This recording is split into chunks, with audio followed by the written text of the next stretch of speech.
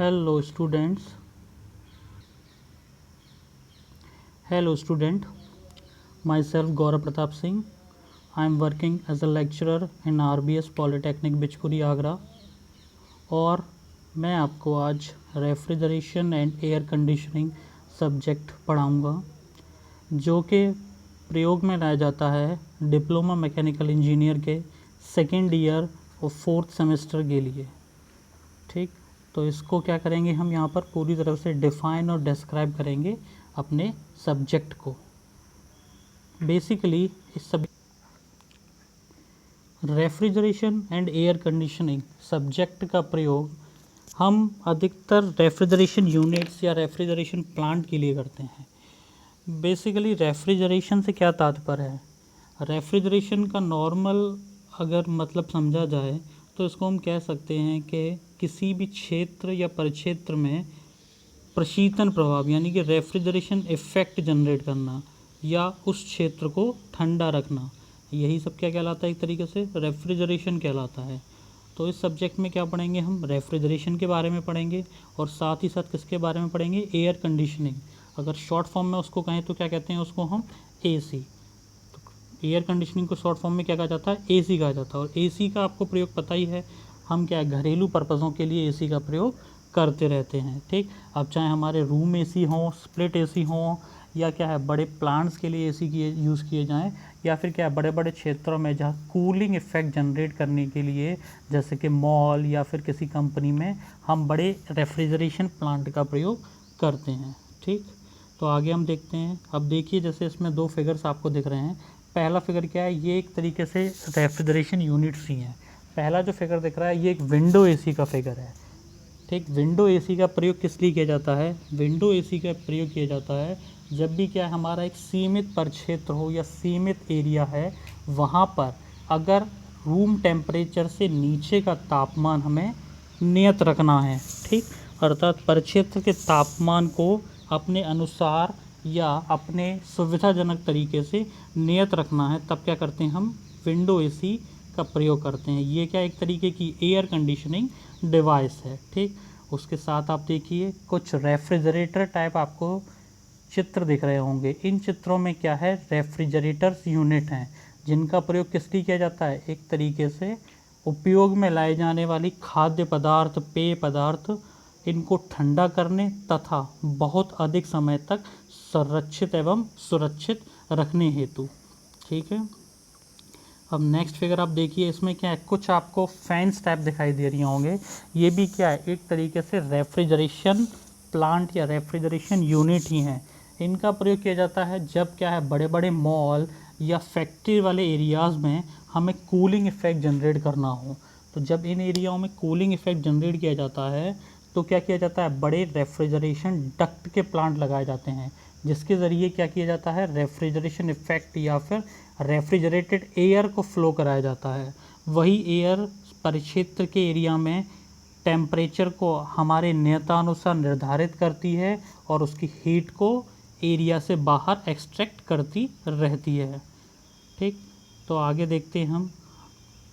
सबसे पहले देखते हैं कि what is the mean of refrigeration, अर्थात रेफ्रिजरेशन से क्या तात्पर्य है। अगर एक तरीके से इसकी डेफिनेशन पढ़ी जाए तो रेफ्रिजरेशन से क्या तात्पर्य है? The term refrigeration means cooling a space, substance और सिस्टम टू लोअर और मेंटेन इट्स टेम्परेचर, यानी कि इसके टेम्परेचर को मेंटेन करना है बिलो द एम्बियंट वन, जो निर्धारित किया हुआ है उससे कम पर। अगर दूसरी भाषा में देखें तो रेफ्रिजरेशन क्या है? एक तरीके की आर्टिफिशियल कूलिंग टेक्नोलॉजी है।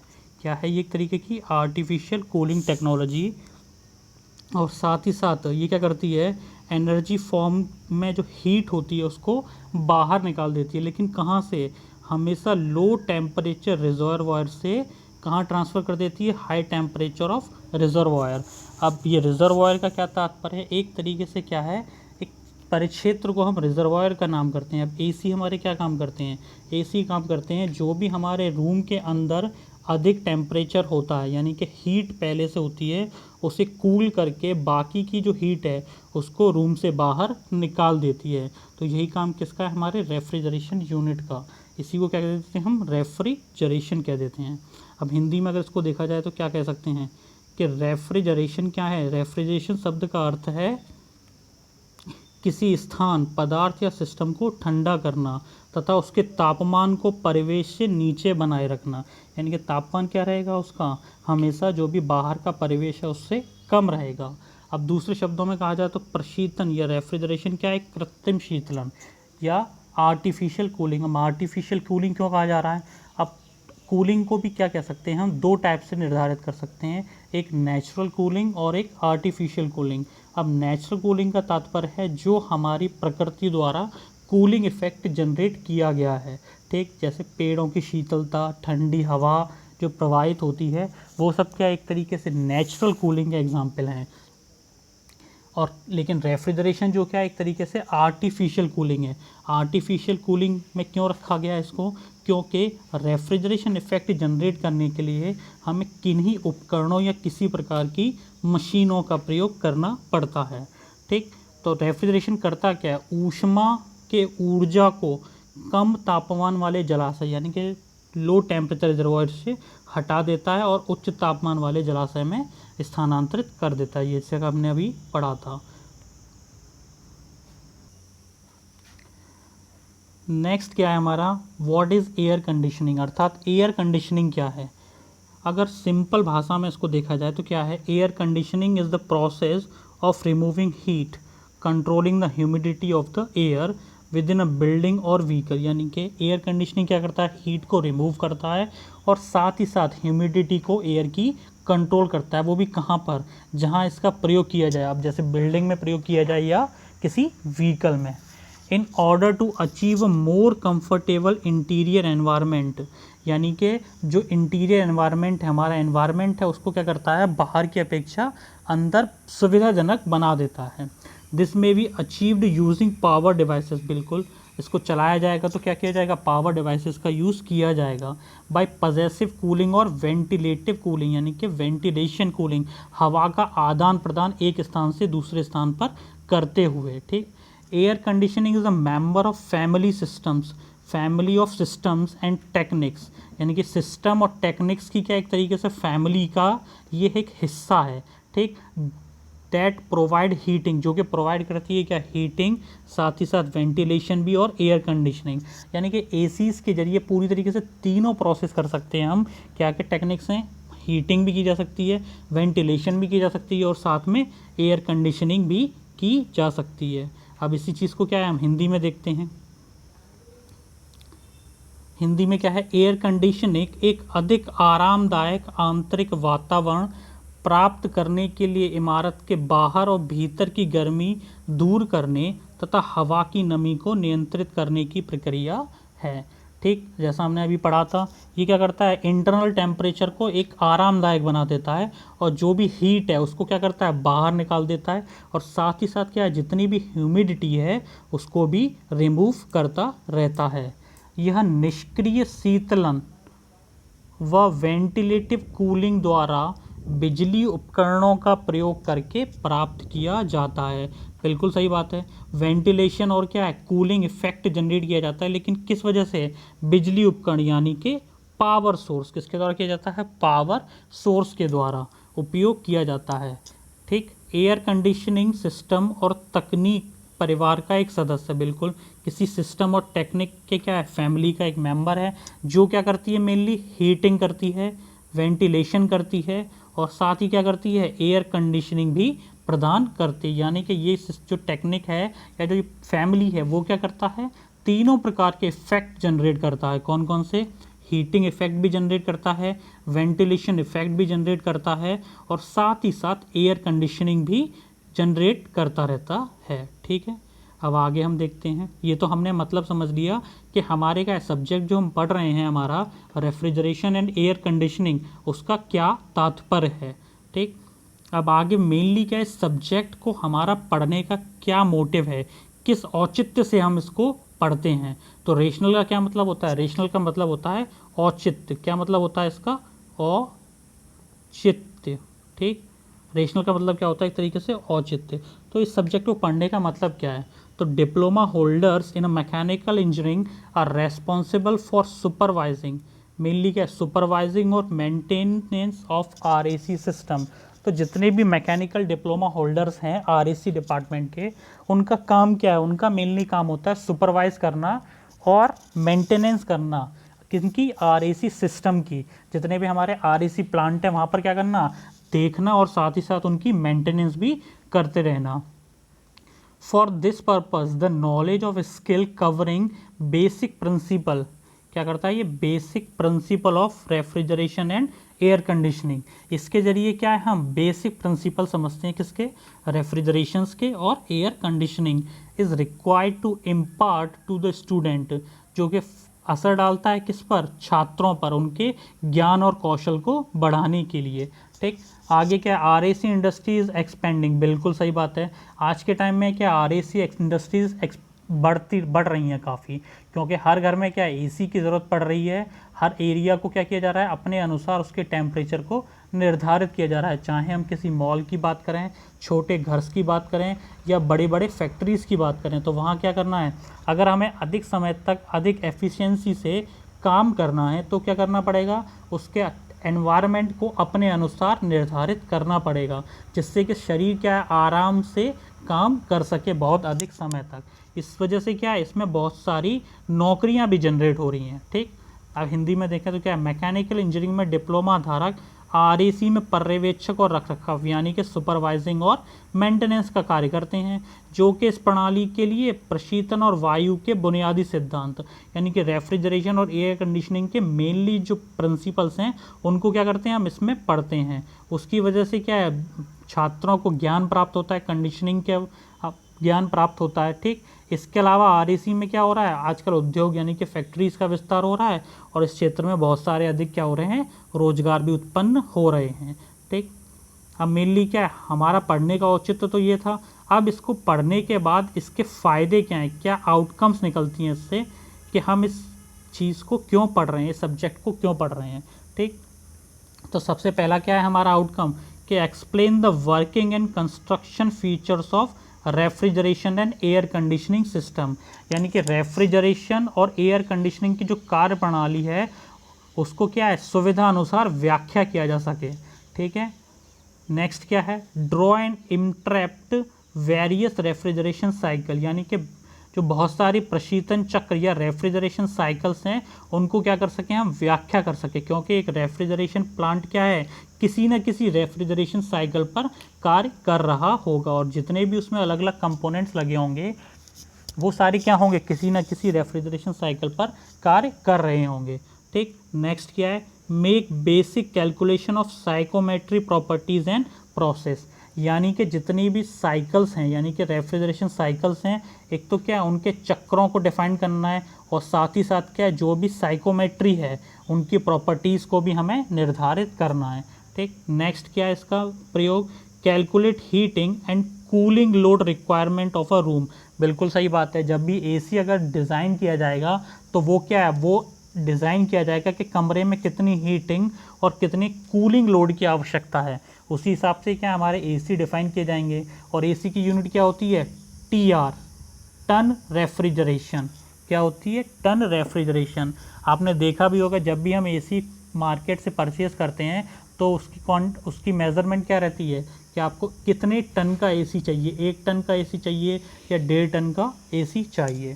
ठीक, नेक्स्ट क्या है, explain latest developments in the field of refrigeration and air conditioning, यानी कि जितने भी नवीन विकास किए जा रहे हैं किसमें, रेफ्रिजरेशन और एयर कंडीशनिंग के सिस्टम्स में, वो सारी चीज़ क्या है इसके द्वारा हम पढ़ते हैं। ठीक है, अब अगला क्या है, calculate the properties of air by using psychometry chart, यानी कि साइकोमेट्री चार्ट के द्वारा वायु के गुणों का अध्ययन करना। अब साइकोमेट्री चार्ट से गुणों का अध्ययन क्यों किया जाता है, इसके द्वारा क्या है, जैसे ही हम गुणों का अध्ययन कर लेंगे उसी के आधार पर क्या है, नए नए उपकरणों का हम विकास कर सकते हैं, नए नए मशीन्स बना सकते हैं रेफ्रिजरेशन और एयर कंडीशनिंग जनरेट करने के लिए।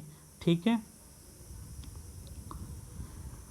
ये तो बात कर ली हमने कि रेफ्रिजरेशन हम क्यों पढ़ रहे थे, या रेफ्रिजरेशन एयर कंडीशनिंग सब्जेक्ट को पढ़ने का क्या तात्पर्य था, रेफ्रिजरेशन से क्या समझते हैं और साथ ही साथ एयर कंडीशनिंग से क्या समझते हैं, इसको पढ़ने से फ़ायदे क्या हैं तथा साथ ही साथ इनका प्रयोग कहाँ किया जाना है। अब बात करते हैं हम सिलेबस की, यानी कि हमारे सिलेबस में क्या क्या चीज़ हैं।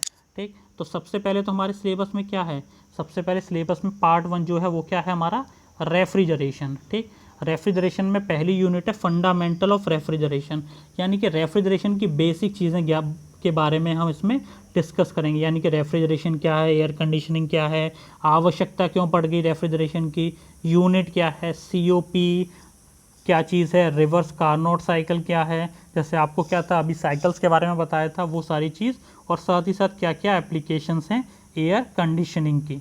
ठीक है, नेक्स्ट जो यूनिट है वो क्या है, वेपर कंप्रेशन सिस्टम।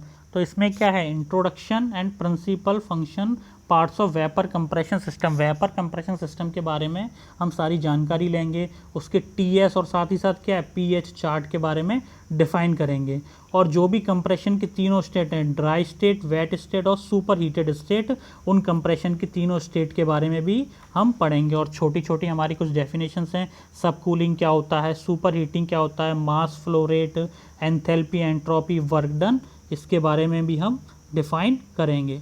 ठीक, थर्ड जो यूनिट है हमारी वो क्या है, हमारी यूनिट रेफ्रिजरेंट। तो यहाँ क्या है, अब जो भी रेफ्रिजरेशन यूनिट काम कर रही हैं वो विदाउट रेफ्रिजरेंट तो कार्य नहीं कर सकती, किसी ना किसी क्या है रेफ्रिजरेंट का उपयोग किया जाता है। रेफ्रिजरेंट का काम क्या है, यही मेन एक हमारा क्या है फ्यूल की तरह कार्य करता है, जो क्या करता है रेफ्रिजरेशन इफेक्ट जनरेट करता है।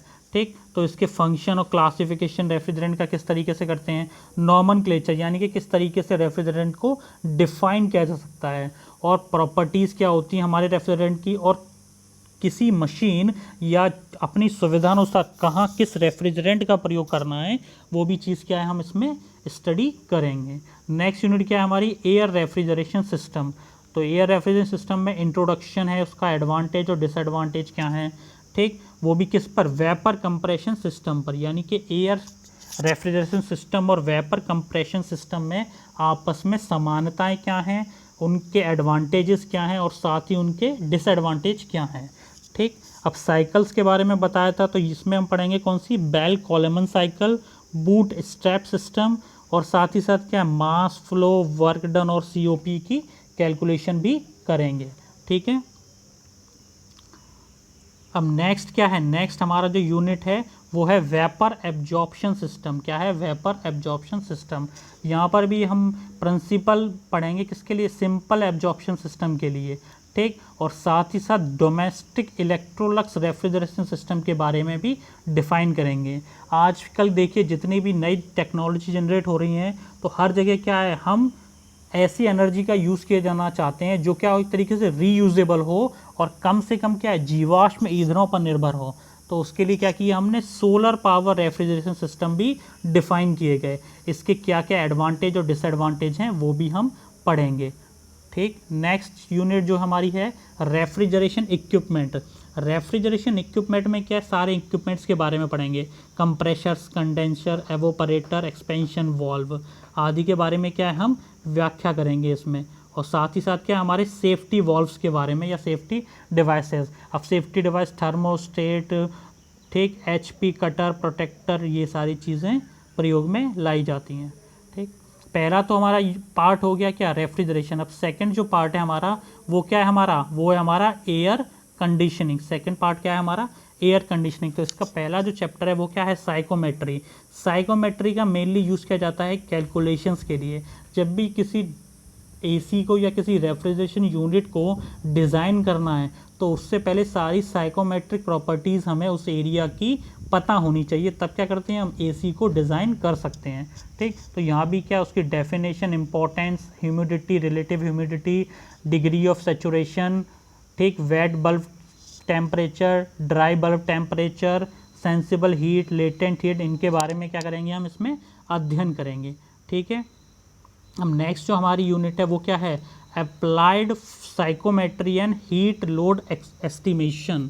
तो इसमें क्या है, मेनली हम पढ़ेंगे psychometric chart sensible heating cooling के बारे में, ह्यूमिडिफिकेशन डीह्यूमिडिफिकेशन आदि क्या इन सारे फैक्टर्स के बारे में पढ़ेंगे। ठीक, सेंसिबल हीट फैक्टर्स के बारे में पढ़ेंगे, heating dehumidification cooling dehumidification, window air conditioning के बारे में पढ़ेंगे और साथ ही स्प्लिट एसी के बारे में भी हम अध्ययन करेंगे। और व्हीकल्स में यूज़ होने वाले जो भी एयर कंडीशन हैं उनके बारे में भी क्या किया जाएगा, इस यूनिट में अध्ययन किया जाएगा। लास्ट जो हमारी यूनिट है वो क्या है, latest development in refrigeration air conditioning. बिल्कुल सही बात। किसी भी सब्जेक्ट को पढ़ने का मतलब क्या है, हमें उसके द्वारा आगे की नई लेटेस्ट जानकारी होनी चाहिए, क्योंकि पुरानी टेक्नोलॉजी को एक अधिक समय तक इस्तेमाल नहीं किया जा सकता, क्योंकि वो अधिक पावर अधिक क्षमताओं का प्रयोग करती है। इस वजह से तो जो भी क्या है नई टेक्नोलॉजीज़ के बारे में पढ़ा जाएगा। अब नई टेक्नोलॉजी कौन कौन सी, इन्वर्टर टेक्नोलॉजी, जैसे आपने लेटेस्ट सुना हो आजकल जो एसी आने लगे हैं वो क्या आते हैं, वो आते हैं इन्वर्टर एसी। कैसे आते हैं, इन्वर्टर एसी। ठीक, तो इन्वर्टर एसीज़ के बारे में पढ़ेंगे जो कि इन्वर्टर टेक्नोलॉजी पर बेस्ड हैं। ऑटो डिफ्रॉस्टिंग, जितने भी आपने फ्रीजर्स देखे होंगे, पहले फ्रीजर्स में आप जब देखते हैं तो उसके चारों तरफ क्या रहता था, बर्फ़ बहुत एक्स्ट्रा जम जाती थी। ठीक, जिसकी वजह से क्या होता था, कूलिंग पूरी तरीके से कार्य नहीं कर पाती थी। आजकल जो रेफ्रिजरेटर आ रहे हैं वो क्या होते हैं, ऑटो डिफ्रॉस्टिंग होते हैं। उनमें क्या होता है, बर्फ़ नहीं जमती उनके रेफ्रिजरेशन सेक्शन में। ठीक, बाकी और टेक्नोलॉजी है ब्लास्ट कूलिंग और स्टार रेटिंग। स्टार रेटिंग के बारे में आप जानते होंगे, जितने भी इलेक्ट्रिकल इक्विपमेंट्स आजकल परचेज़ किए जा रहे हैं उन पर क्या रहता है, स्टार रेटिंग्स रहती है पहले से, कि वो 1 स्टार है, 2 स्टार है, 4 स्टार है या 5 स्टार है। ठीक, स्टार डिफाइन करता है कि वो कितनी हीट एक्सट्रैक्ट करता है और साथ ही साथ क्या है, कितनी पावर कंजप्शन करता है बाहर के सोर्सेज से। ठीक है, तो ये सारी चीज़ भी क्या है हम इसमें पढ़ेंगे।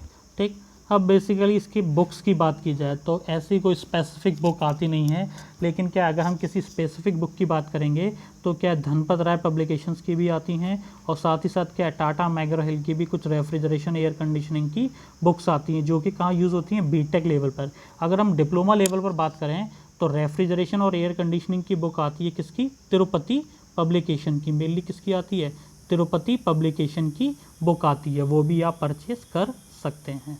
ठीक, थैंक यू गाइज। ये आपको पूरा बताया था जो भी चीज़ थी, हम सिलेबस क्या है, हमारा सब्जेक्ट किस तरीके से उपयोग में किया जाना है और बाकी सारी जानकारी के सब्जेक्ट को पढ़ने से हमें क्या फ़ायदे हैं और क्या क्या इसके आउटकम्स निकलने आने हैं। ठीक, अगर किसी को भी इस वीडियो से रिलेटेड PDF डाउनलोड करनी है तो डिस्क्रिप्शन में दिए हुए लिंक से डाउनलोड कर सकता है। Thank you.